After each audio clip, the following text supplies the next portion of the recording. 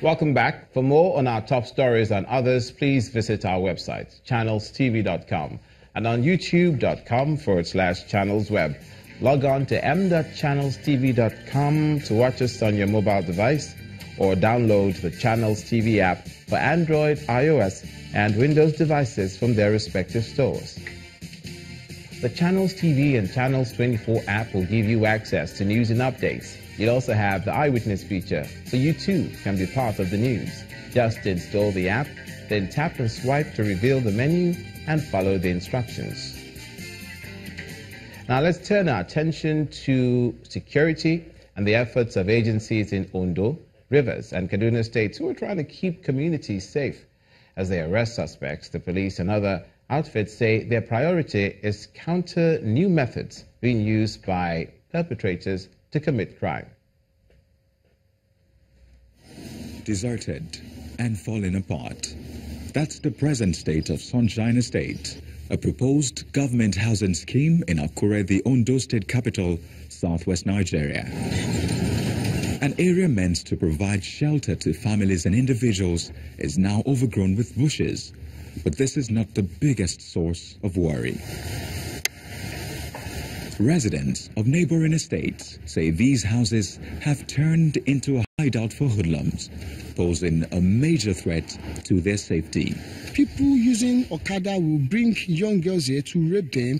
They will rob in town, come here, and all of a sudden we discover that they have shifted attention to this community. For the past 4 years, we have been facing a lot of challenges. While you see people, somebody will just relocated to this place inside this bush and say he's living there. Before you know what is happening, it's becoming a problem. The police say they are not aware of the crimes being perpetrated in the area. It is news to me because we just had this information. Now you are just bringing it to our notice. But people should know that it is the responsibility of everybody to help the police to fight crime. This claim comes in spite of the proximity of this estate to the Ondo State Governor's office. In the North Central, police in Kaduna State say they have arrested suspects alleged to be involved in the violence that occurred in Kajuru local government area on February the 26th. The incident led to the loss of lives and property, with many families now displaced from their homes. The security agencies have since complied with the directives, and security agencies are still carrying out internal security operations in Kaswan Magani and its environs, stretching from Maraba Rido to Marabang Kajuru. In River State, south of the country, men of the NSCDC show their readiness to combat security challenges, part of activities to mark the World Civil Defense Day. But it isn't just ceremonies for them.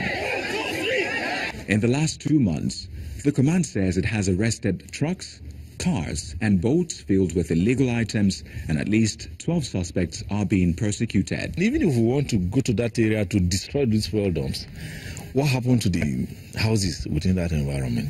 So we're sensitizing people around there to be very mindful, to give us information about those people so that we can try as much as possible to evacuate those illegal products from those environments. The various security agencies in the country say they've had to step up their game in combating crime following an observation that those who perpetrate the act continue to come up with different strategies to carry out their nefarious activities. An Abuja High Court presided over by Justice Yusuf Halilu has granted bail to Mariam Sanda, a woman accused of killing her husband, Bilyamin Bello. Sanda was granted bail on medical grounds. She is said to be pregnant and ill. She is expected to provide 2 sureties, one of whom must be her father, while the other must be a resident of the Federal Capital Territory. She's also expected to deposit her travel documents with the court, in addition to being physically present during her trial.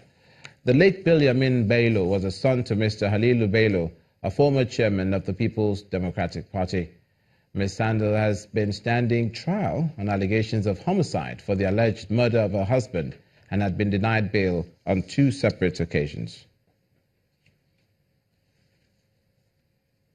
Ahead of this year's Unified Tertiary Matriculation Examination scheduled for March the 9th to the 17th, The Joint Admission and Matriculation Board is assuring candidates that all is set for a successful exercise. The head media and publicity of JAMB says one of the issues that has been dealt with is collaboration with the CBT center owners across the country.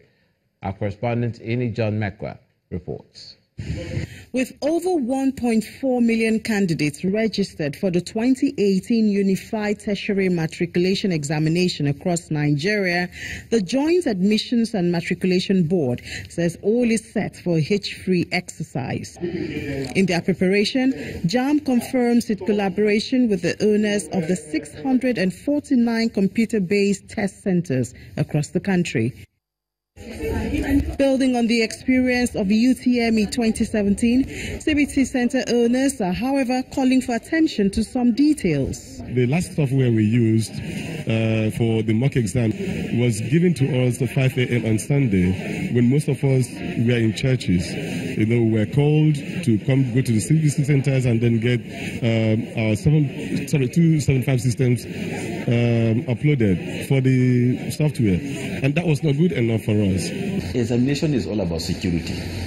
The sanctity of an examination depends largely on how secure that examination is. They should not be surprised if by Thursday we send them notifications that look, there are changes here and there. We are on top of this game, and once we notice that there are certain lapses in certain areas, we make adjustment immediately.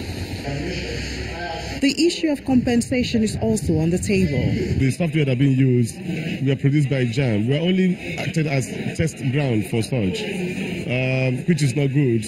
We spent time, money to get this software tested, and then at the end of the day, we're not compensated. What we are appealing to the CBT centers is for them to understand that, look, what they are doing is sacrifice they are doing for the nation. It's a tremendous contribution for the educational development of Nigeria. And we want them to see it as such. UTME is set to hold from March 9th to 17, and candidates are advised to adhere to all rules to avoid being disqualified. Ini John Mekwa reporting for Channels Television News. The Kwara State Internal Revenue Service has sealed the Federal Mortgage Bank of Nigeria over alleged non-payment of tax worth 14 million naira. This follows the inability of the bank to comply with several notices on withholding tax and bank interest. Officials of the Kwara State Internal Revenue Board stormed the premises of the Federal Mortgage Bank in Ilorin, preventing the members of staff from entering. The Revenue Enforcement Team is here to execute a court seal-up order, considered the last straw in the entire saga. The issue of non-payment of taxes has been lingering for 5 years, and several meetings held between the two bodies have yielded no result. Indebted about 14,750,000 naira. The judgment was the liability covers the period of 2010-2015. These are the money that were deducted from payee of the staff which were not remitted appropriately. Unnecessary statutory notices were served on them. When they were not heeding to the request, we have to go to the court and file an appropriate application. And we got a judgment against them. The bank is certainly not getting any help from the Kwara State Governor, who insists that everyone cultivate the habit of paying their taxes. Bringing in some level of consciousness on people to understand that taxes, fees and commissions are part of what government requires to drive development. We can collect these monies leading by example, and that is why we're starting with effecting payments in areas where we are shortfall and sending a message to everybody to see that we are also complying with the law.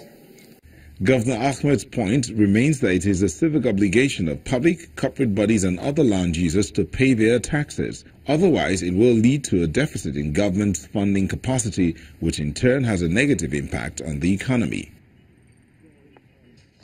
You're watching news across Nigeria. Coming up, the passing of the late Chief Obafemi Awolowo and its effects on the political landscape. Stay with us.